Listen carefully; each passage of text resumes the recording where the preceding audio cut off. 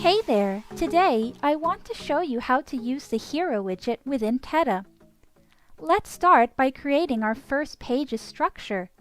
We just insert a column and change the main axis alignment and the cross-axis alignment from start to center. At this point, let's add a picture within it. More specifically, by accessing its parameters and changing the border radius from 0 to 24. Let's now add a padding right before our picture. This way, we can tell it apart from the corners of our display. Perfect!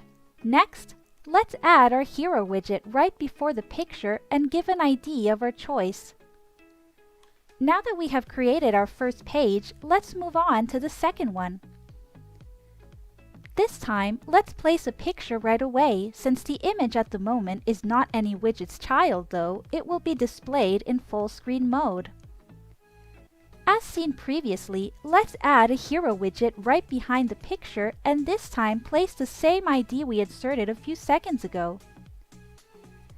All that's left is to set the Change Page command. Let's start by switching back to the entry point and inserting a gesture detector between the Hero widget and the padding. Speaking of which, a video on how to use this widget and how it works has already come out on our channel. You can find it in the info or in the description box. Moving on, let's proceed to add an action within the gesture detector and insert navigation on Tap, Open Page, and Empty One.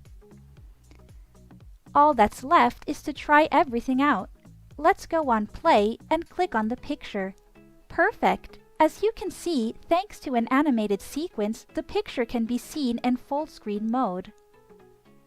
This can be very useful when, for instance, switching within an e-store from a given product to its details and more specific information. If you want to see other Teta tutorials, don't hesitate to visit our YouTube channel. See you next time!